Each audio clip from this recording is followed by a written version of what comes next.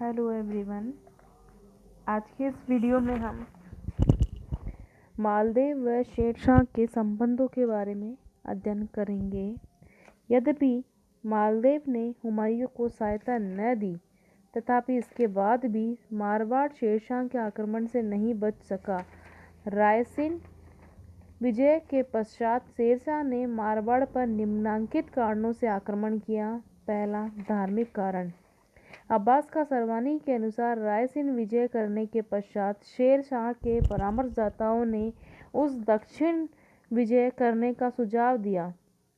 यद्यपि शेर शाह ने सुझाव का स्वागत किया, परंतु उसने प्रथमतः उत्तरी भारत की ओर अपना ध्यान केंद्रित करना आवश्यक समझा। शेरशाह ने कहा कि उत्तरी भारत में ऐसे अनेक विधर्मी शासक हैं जिन्होंने राजनीतिक अव्यवस्था का लाभ उठाकर मुस्लिम राज्यों को समाप्त कर दिया है। शेरशाह के अनुसार ऐसे शासकों में सबसे महत्वपूर्ण मालदेव था। मालदेव ने अजमेर व नागौर के मुस्लिम शासकों को परास्त कर इन्हें अपने राज्य में मिला लिया था। अतः ऐसे शासकों के विरुद्ध सैनिक अभियान करना अत्यंत आवश्यक था। बदायूं का भी मत है कि शेरशाह ने धार्मिक कारणों से ही प्रेरित होकर मारवाड़ पर आक्रमण कर उसके राज्य को नष्ट करना चाहा। हुमायूं को निमंत्रण देना। डॉक्टर कानूनगो के अनुसार मालदेव ने हुमायूं को शेरशाह के साथ प्रेषित संदेश के अनुसार जीवित अथवा मृत नहीं पकड़ा, जिससे क्रोधित होकर शेरशाह ने मालदेव पर आक्रमण किया। किंतु डॉक्टर ईश्वरी प्रसाद को हुमायूं को सहायता देने संबंधी कार्यों में शेरशाह के आक्रमण का कारण उपयुक्त प्रतीत नहीं होता। कुछ भी हो, यह तो स्वीकार करना ही पड़ेगा, हुमायूं का प्रसंग भी दोनों के मध्य तनाव का कारण बना। तीसरा, राजस्थान की राजनीति। दोनों के बीच तनाव स्थापित करने वाला एक अन्य कारण वीरमदेव भी था। वीरमदेव मालदेव से हारने के बाद शेरशाह के खेमे में चला गया, जहां उसने अपना मेड़ता का राज्य पुनः प्राप्त करने एवं मालदेव का दर्प दमन करने हेतु शेरशाह को उत्तेजित कर सहायता चाही। ओझा ने भी वीरमदेव का उल्लेख किया है। जयसोम रचित करमचंद वंशोकीर्तन काव्य के आधार पर ओझा का मत है कि बीकानेर के शासक ने मालदेव की विरुद्ध सहायता चाही, इसलिए शेरशाह ने उस पर आक्रमण किया, अन्य किसी कारण से नहीं। तो ओझा का कहना है कि युद्ध के दो कारण होते हैं, एक तो अपने राज्यों का विस्तार करने के लिए तथा दूसरा शत्रुतापूर्ण कार्य पर दंड देने के लिए। शेरशाह के द्वारा मालदेव पर आक्रमण करने में ये दोनों कारण लागू नहीं होते हैं, क्योंकि राजस्थान का यह प्रदेश न तो उपजाऊ था और न व्यापार के दृष्टिकोण से लाभप्रद ही था। शेरशाह को अभी हिंदुस्तान की गद्दी पर बैठे हुए 2 ही वर्ष हुए थे, अतः इस स्थिति में राजस्थान के मरुस्थल को प्राप्त करने हेतु आक्रमण करना उचित नहीं जान पड़ता। आक्रमण करने के लिए दूसरा कारण भी उचित नहीं है, क्योंकि मालदेव ने हुमायूं की शेरशाह की आशा के अनुकूल ही कोई सहायता नहीं की थी, जिससे शेरशाह को मालदेव पर क्रोध आता।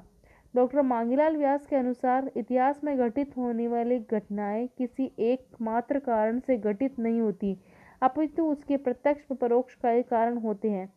सुमेलगिरी का युद्ध कोई सामान्य घटना नहीं थी, वरन यह भारत के 2 महान शक्तियों के मध्य लड़े जाने वाला निर्णायक युद्ध था।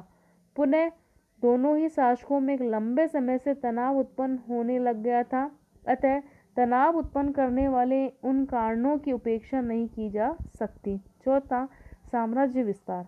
वास्तव में शेरशाह का मालदेव पर आक्रमण राजनीतिक कारणों के फलस्वरूप हुआ था। केंद्रीय शक्ति को छोड़कर मालदेव की शक्ति संपूर्ण भारतवर्ष में तब बढ़ी चढ़ी थी। मालदेव राज्य की सीमाएं दिल्ली से लगी हुई थी।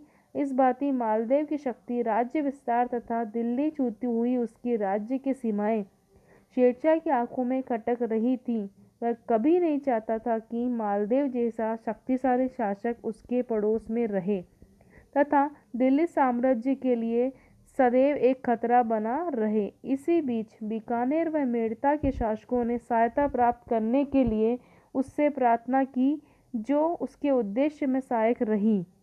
अतः उसने सहर्ष इन शासकों के निवेदन को स्वीकार कर लिया। सुमेल का युद्ध। शेरशाह ने मालदेव पर आक्रमण करने का निश्चय तो कर लिया, किंतु उसने अपनी योजना गुप्त ही रखी। वह तो अचानक ही मालदेव पर आक्रमण कर उसे संभलने का अवसर ही नहीं देना चाहता था। इसलिए वह काफ़ी समय तक शिकार के बहाने दिल्ली व आगरा के बीच घूमता रहा, जिससे वह आक्रमण के लिए उचित मार्ग का भी चयन कर सके।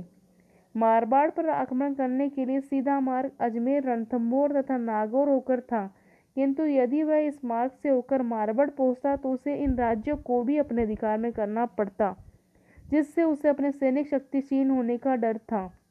अब्बास का सरवानी के अनुसार शेरशाह ने मालदेव पर आक्रमण करने के लिए फतेहपुर सीकरी में अपना कैंप लगाया, किंतु कानूनगो ने मोर्चे की तैयारी का स्थान फतेहपुर सीकरी झुंझुनू को माना है। डॉक्टर जीएन शर्मा के अनुसार यह स्थान सीकर में हो सकता है।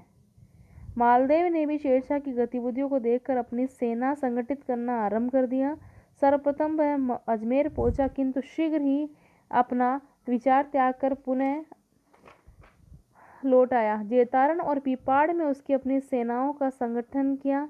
नागौर और मेड़ता की सेनाएं भी उसकी सहायता पहुंच गईं।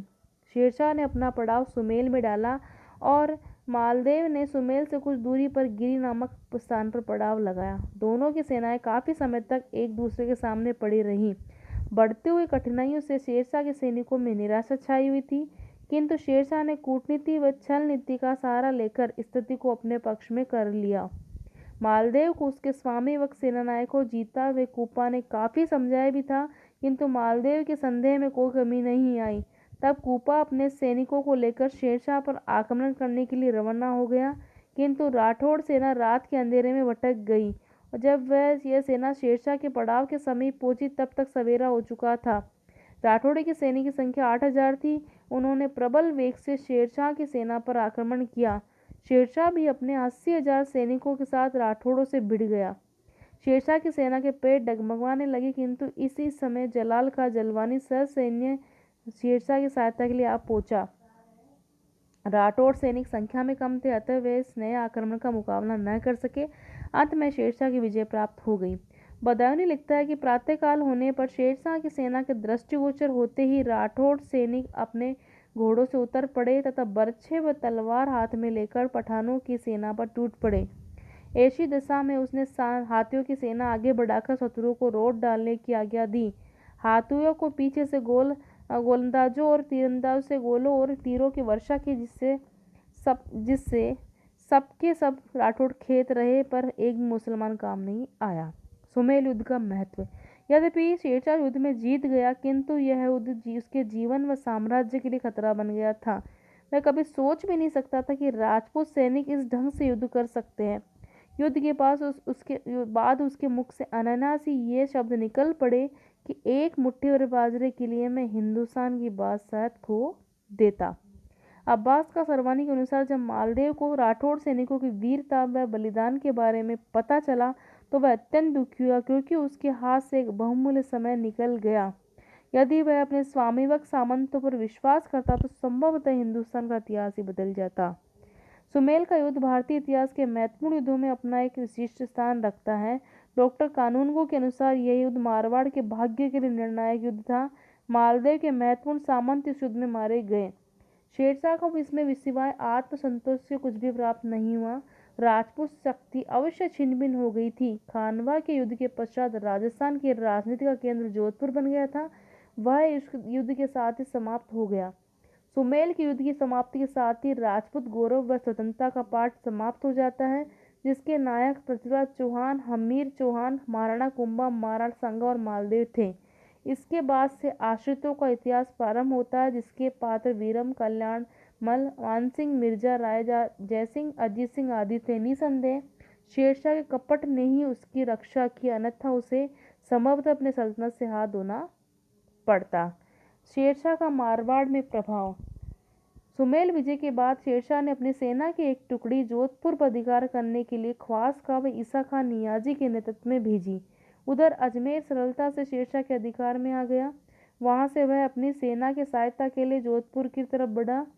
मालदेव युद्ध के लिए तैयार था, किंतु जब शेरशाह के आगमन का समाचार उसने सुना तो वह अपनी हार निश्चित जानकर जोधपुर छोड़ सिवाना की तरफ चला गया। किले में उपस्थित सैनिकों ने शेरशाह की सेना का डटकर मुकाबला किया, किंतु अल्पसंख्या के कारण उनकी हार हो गई। सभी राठौड़ सैनिक इस युद्ध में मारे गए। इस तरह 1544 ईस्वी में जोधपुर का किला भी शेरशाह के अधिकार में आ गया। शेरशाह ने जोधपुर खवास खां को सौंपा तथा अन्य राज्य मेड़ता व बीकानेर, बीरमदेव, कल्याणमल को लौटा दिए। फलोदी, पोखरण, सोजत, पाली, जोधपुर, जालोर, नागौर आदि स्थानों पर उसने चौकियां स्थापित कर अपने सैनिक नियुक्त कर दिए। मारवाड़ में अपना प्रभाव स्थापित कर शेरशाह अजमेर तथा वहां से मेवाड़ पर आक्रमण करने के लिए चित्तौड़ की ओर आ गया। राजस्थान के शासकों ने जब तक शेरशाह बादशाह में राजस्थान में रहा तब तक ही उसकी अधीनता स्वीकार की। उसके राजस्थान से बाहर निकलते ही उसकी सत्ता की अवहेलना शुरू कर दी। इस बीच कालिंजर घेरे के दौरान 22 मई 1545 ईस्वी को शेरशाह की मृत्यु हो गई। उसका उत्तराधिकारी उसका छोटा पुत्र जलाल का इस्लाम शाह के नाम से गद्दी पर बैठा। इस्लाम शाह ने ख्वास खां आदि को राजस्थान में जब राजधानी में बुलाया तो राजस्थानी शासकों ने मुस्लिम सूबेदारों की अनुपस्थिति का लाभ उठाना शुरू किया। मालदेव ने शेरशाह के प्रशासक को मारवाड़ से निष्कासित कर दिया। शेरशाह की मृत्यु के बाद यद्यपि दक्षिण व पश्चिमी राजस्थान ने अपनी स्वतंत्रता को पुनः प्राप्त कर लिया, किंतु पूर्वी राजस्थान में अफगानी प्रभाव की कमी नहीं आई। रणथंभौर, अजमेर, मेवात पर आमेर राज्य पर अब भी इस्लाम शाह का आधिपत्य बना हुआ था, किंतु इस्लाम शाह ने राजस्थान में अपना प्रभाव बढ़ाने का प्रयास नहीं किया। तब मालदेव ने अपने राज्य का प्रसार करना शुरू किया। 1550 ईस्वी में मालदेव ने बीदा और नागा के ससैन्य पोखरण को अधिकार करने के लिए भिजवाया। इस प्रकार जो है 1562 ईस्वी में जो है मालदेव की मृत्यु हो गई। मूल्यांकन: रेऊ ने मालदेव को बड़ा वीर और प्रतापी कहा है। निसंदेह मालदेव अपने अपने शासनकाल में मारवाड़ का विस्तार किया। उसने पड़ोसी राज्यों के मामलों में निरंतर हस्तक्षेप किया तथा केंद्रीय राजनीति में भी प्रभुत्व स्थापित करने की योजना बनाई। उसकी सेना भी सुसज्जित एवं विशाल थी, परंतु ओझा का कहना भी उपयुक्त है कि उसने विवेचनात्मक बुद्धि और संगठन शक्ति की पूर्णतः कमी थी। वास्तव में उसकी नीति ने राजस्थान में एकता के स्थान पर अनेकता को जन्म दिया। संदेहशील प्रवृत्ति के कारण सुमेल का युद्ध हारा। उसके पड़ोसी राज्यों की प्रति नीति ने मारवाड़ में ब्राह्म आक्रमणों के लिए मार्ग प्रशस्त किया तथा अपनी शक्ति का प्रयोग सामंतों की सहायता के स्थान पर दमन के लिए किया, जिसके कुपरिणाम मारवाड़ राज्य को भुगतने पड़े। 1557 ईस्वी में, जैसा कि जोधपुर राज्य की ख्यात से ज्ञात होता है कि मुगल सेनाएं जब जेतारण की ओर आई तब मालदेव को मुगलों के विरुद्ध तुरंत सहायता भेजने का आग्रह किया, किंतु उसने तब कोई सहायता नहीं दी। फलतः कई राठौड़ सरदार मारे गए और जेतारण पर मुगलों का अधिकार हो गया।